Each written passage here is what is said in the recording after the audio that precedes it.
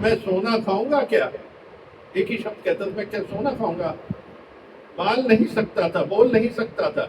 6 महीने फिर वो भूखा रहा। 6 महीने के बाद लोगों को समझ आई कि राजा कुछ खा नहीं रहा, सोना ऐसे ही पड़ा है, चोर भी ले जाए इसकी परवाह नहीं। तो उसको खाना दिया।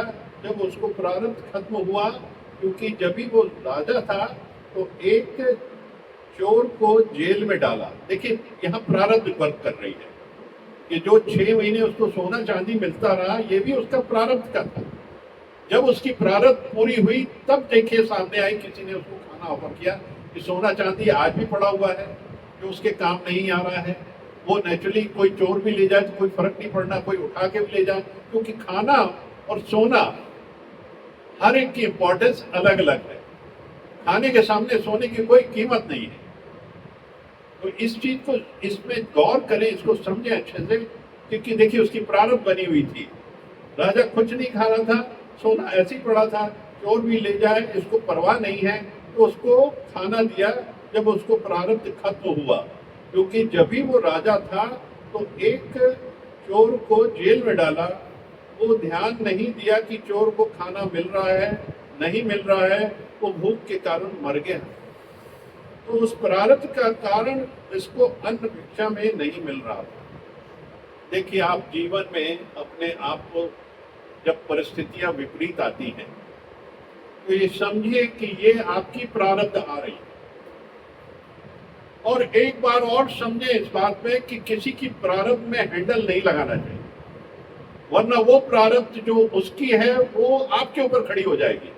इसलिए उसकी प्रारब्ध में उसको जो मिल रहा है, जब वक्त निकल जाएगा तो अपने आप उसको खाना मिलने लगेगा, रोटी मिलने लगेगी, सब कुछ मिलने लगेगा।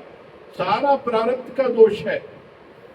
हम कभी भी ये बात का जिक्र नहीं करें कि मेरे साथ ऐसा क्यों हुआ। पता नहीं कल्पों से, कितने जन्मों से हम क्या करते आ रहे हैं और क्या आज परिपक्व हो गया, वो हमारे सामने खड़ा हो गया। कि प्रारब्ध कई बार तो 100 साल 100 जन्म के बाद भी सामने आती है। भीष्म पितामह की जो प्रारब्ध थी वो 100 जन्म के बाद उनके सामने खड़ी हुई। उन्होंने 100 जन्म पहले, वो एक राजा थे, जंगल में शिकार करने जा रहे थे, रास्ते में एक कीड़ा था और उन्होंने एक तीर से उसको उठा के फेंका। वो कांटेदार झाड़ियों में जाके वो पड़ा रहा और उसका 18 दिन के बाद वो शांत हुआ। ये दोष था। तो 18 दिन के बाद, 18 दिन जब युद्ध हुआ, 18 दिन बाणों की शैया में पड़े रहे, उसके बाद उन्होंने शरीर त्यागा। ये है प्रारब्ध। तो हम जीवन में हमारी जो भी परिस्थिति आ रही है, हम उसके लिए कोई जिम्मेदार किसी को नहीं बना सकते, उसके हम स्वयं जिम्मेदार हैं। क्योंकि हमने ही ये रचना रची है, इसलिए आज मेरे जीवन में मेरे सामने वो सारी घटना घटित हो रही है। तो उसके लिए मैं किसी को एलिगेशन नहीं लगा सकता, किसी का इसका दोष नहीं कर सकता। कोई मान मिल रहा है, कोई अपमान मिल रहा है, कोई गलत शब्द मिल रहे हैं, कोई पैसे का नुकसान हो रहा है, तो ये जीवन में सब हमारी प्रारब्ध से जुड़ी हुई चीजें हैं। तो इसको जब अगर खुशी खुशी इस प्रारब्ध को मनाओगे तो बहुत जल्दी प्रारब्ध कट जाएगी। मैं एक दृष्टांत सुनाता हूँ आपको। भोपाल के एक योगी था, वो उसके, मैंने कई बार बात की इसके बारे में, वो शिप से उसके बहुत सामान जाया करता था, एक्सपोर्ट करता था उसका। एक बार एक शिप जिसमें उसका 3 करोड़ का माल था वो डूब गया।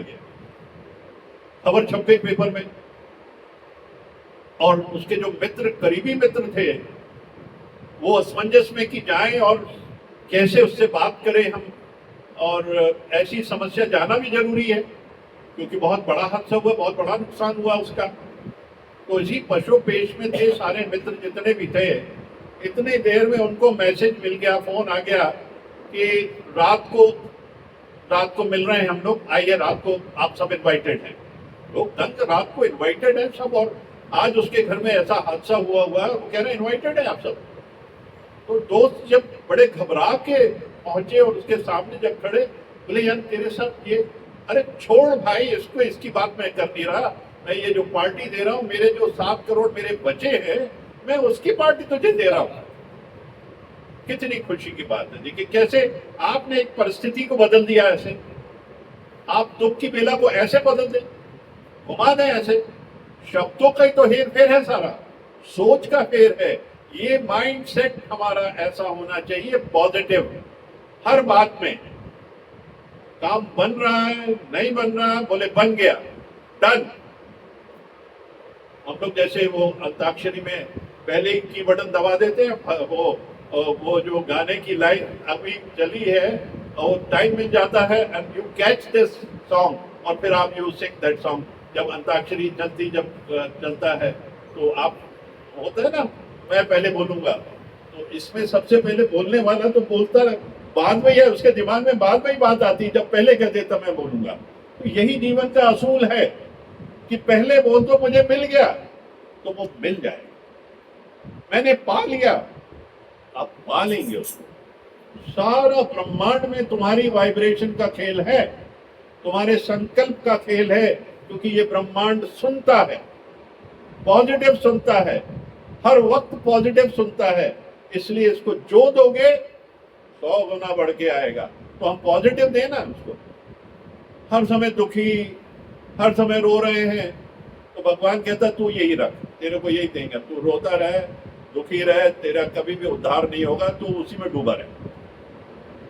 इसलिए जीवन में कभी भी नेगेटिव नहीं बने, अपने ऊपर इस बात का दोष नहीं बढ़े कि मैं ये कर नहीं सका, मुझसे ये हो नहीं सका, मैं नहीं कर सकता हूं, कर सकता हूं, कर लूंगा। जयराम ने भजन गाना शुरू किया, वो कर लिया उसने। ढपली बजाना शुरू की, ढपली बजा ली, मेरे से भी अच्छी बजाते जयराम भैया, तो मैंने छोड़ दिया। मैंने अब जयराम बजा रहे हैं तो ढपली मैं नहीं बजाता, जयराम के सामने बहुत फीका पड़ जाऊंगा। पर मैं उसको ही अपना मानता हूं कि वो अगर बजा रहे हैं तो मैं ही बजा रहा हूं। ऐसा भी एक भाव रखना चाहिए। हम में क्या फर्क है, हम और आप में क्या फर्क है, कहीं हम अलग हैं क्या? जर्रे जर्रे में है झांकी भगवान की, किसी सूझ वाली आंख ने पहचान ली। नामदेव ने पकाई रोटी, कुत्ते ने उठाई, पीछे घी का कटोरा लिए जा रहा। प्रभु सूखी तो न खाओ, थोड़ा घी तो लेते जाओ।